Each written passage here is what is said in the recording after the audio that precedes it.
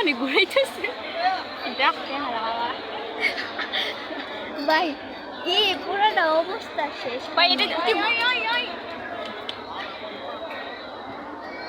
আমার মাথা আমার চেহারা পুরো খারাপ